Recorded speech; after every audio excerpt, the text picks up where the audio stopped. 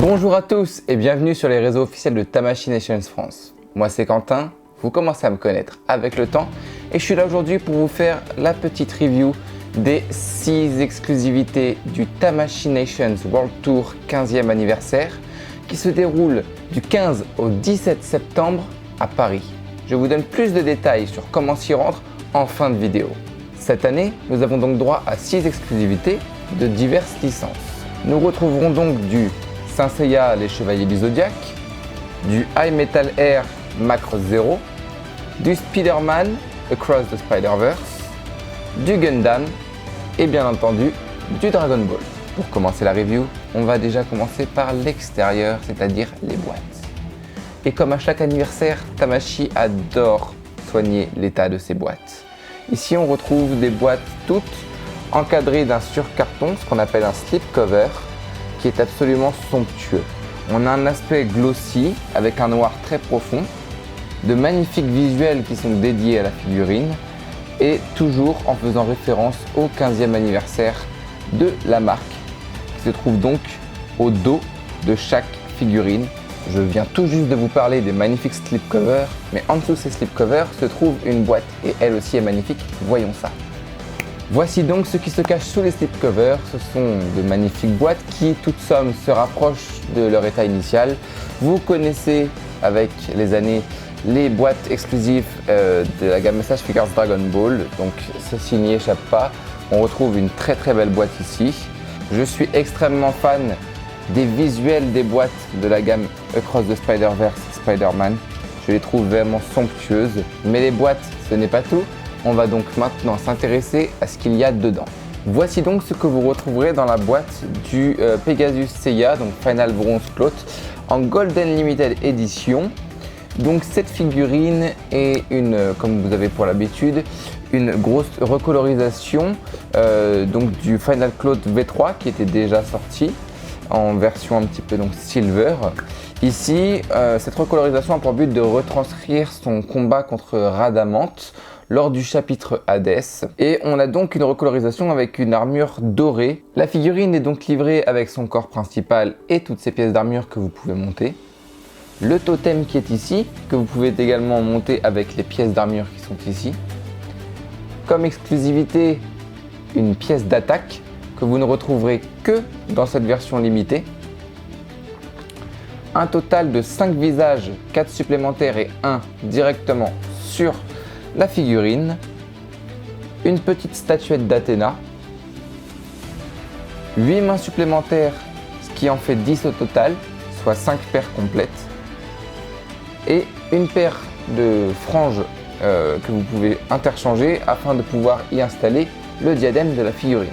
La figurine est extrêmement posable, vous pouvez faire de nombreuses poses de type action ou de type tout simplement régulière, posée muséum.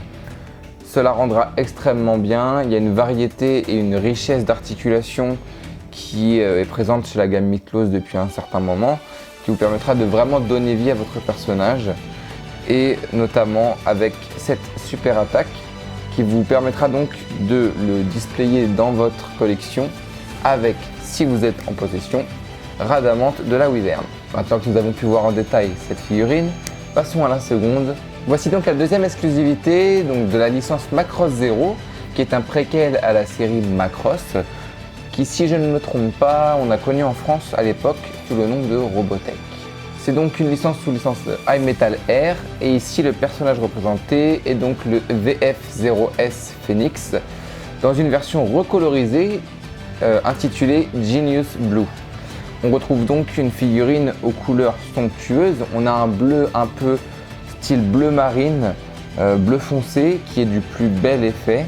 Vraiment, on a des très beaux détails. Le contraste entre le bleu et le blanc est remarquablement beau, à mon simple goût bien sûr. Je trouve ça vraiment super sympa.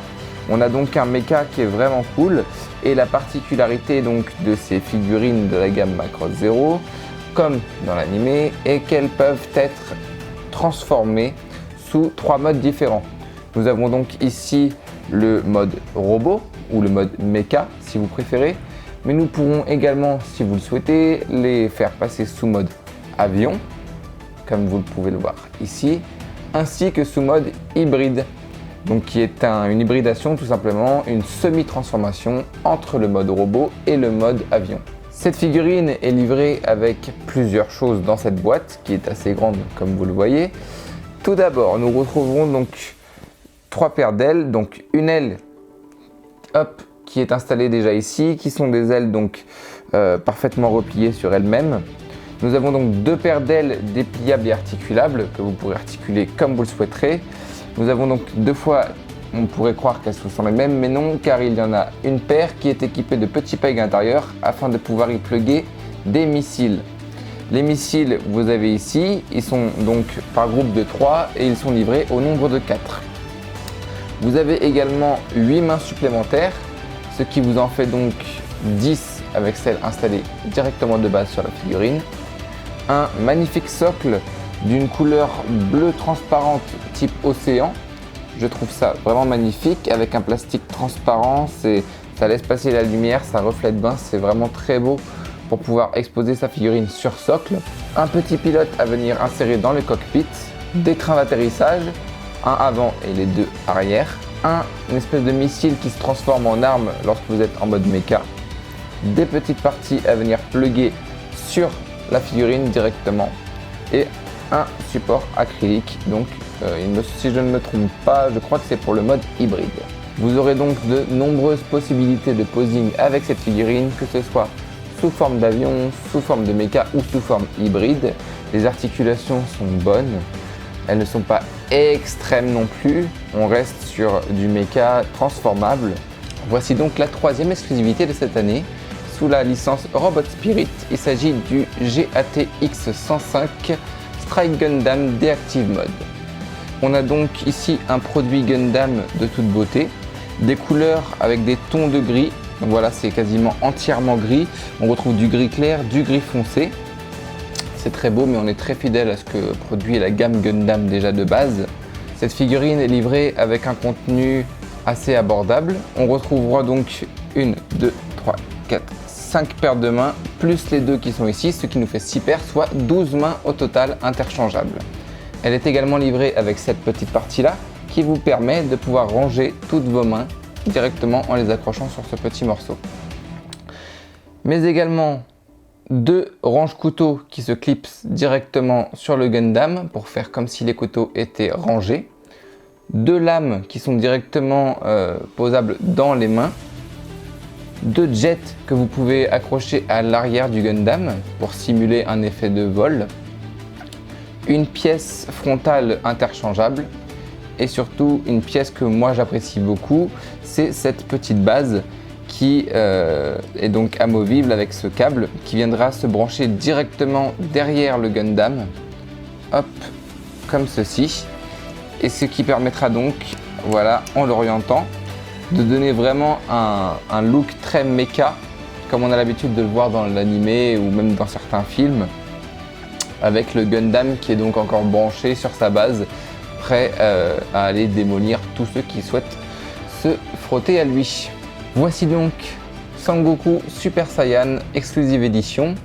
Il s'agit, je le pense, auprès de la communauté française, de l'une des 2 exclusivités les plus attendues de ce Tamashii World Tour 15e anniversaire avec le Pégase, puisque ce sont 2 licences, Dragon Ball Z et Saint Seiya, qui sont très appréciées du public français. Ici, on retrouve donc une recolorisation de la première figurine sortie Super Saiyan Awakening, qui était une figurine déjà, à mon sens, très bien faite, probablement l'une des meilleures de la gamme, même après toutes ces années. Tamashii a donc ici décidé de faire une réédition en faisant une recolorisation de la figurine, avec pour différence majeure la colorisation des cheveux, qui ici arbore un jaune translucide. Attention, le jaune n'est pas transparent, on ne peut pas voir à travers, mais c'est une matière qui laisse passer la lumière et qui donc arbore une couleur très sympathique à l'œil.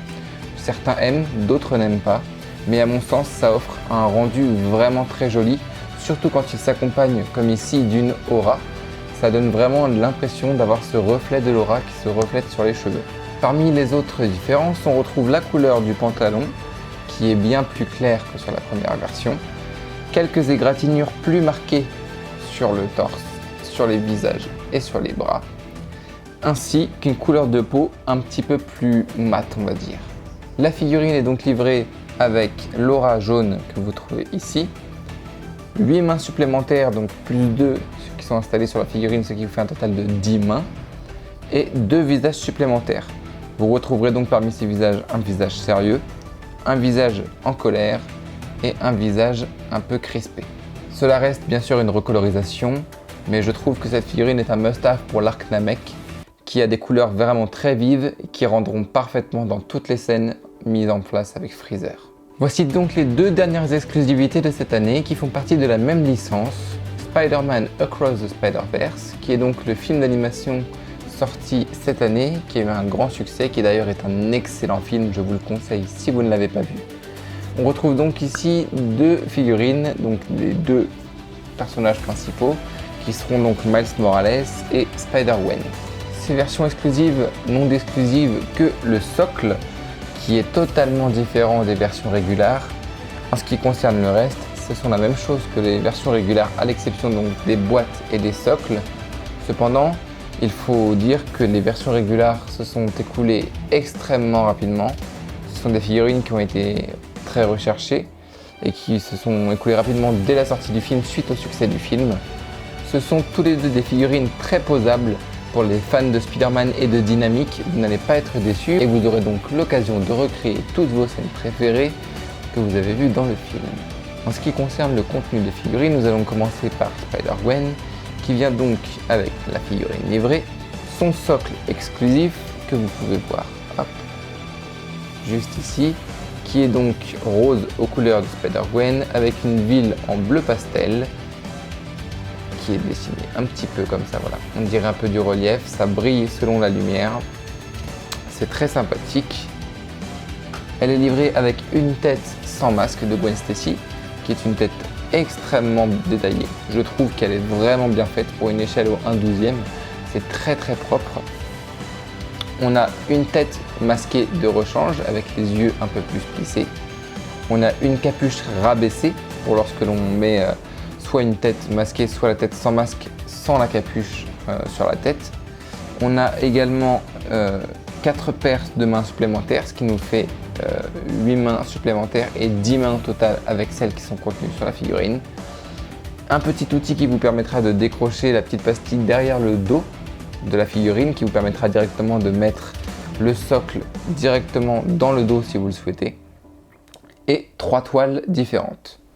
Concernant Miles Morales, on a un contenu presque similaire. On a donc la figurine, le socle exclusif qui lui est donc aux couleurs de Miles Morales, tout noir avec les bâtiments et la ville qui est légèrement en relief rouge et qui capte la lumière pareil. Ce sont des très beaux socles qui sont très sobres, je trouve.